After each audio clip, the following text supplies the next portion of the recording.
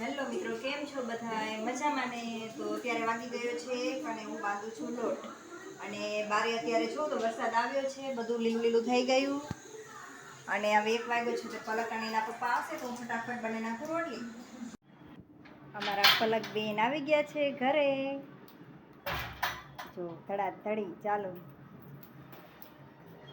લપટતી નહીં. સ્કૂલેથી આવીને જો પલકે કપડાં કરી નાખ્યા ચેન્જ અને હવે બેસી જાય છે જમવા માટે.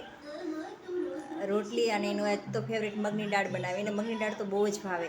મગની દાળ, છાશ અને રોટલી. કેમ પલક, મજા આવીને જમવાની? જો બારે ઘડીક તડકો આવે છે, ઘડીક સાયો આવે છે. તો આપણે આજે કુંડા કર્યા હતા, ધૂળ નાખીને મૂક્યા હતા, વરસાદની રાહ જોતી હતી હું. તો આમાં તો એકમાં તો પલકે નેવડી વાઈ દીધી છે, આમાં વાય છે મેથી, આમાં વાય છે ગલગોટા. હવે બાકીના જે 3 કુંડા રહ્યા છે એમાં આપણે એકમાં વાવશું કુંવારપાઠું અને એકમાં વાવશું તુલસી, અને ત્રીજા એકમાં વિચારી લઈશું.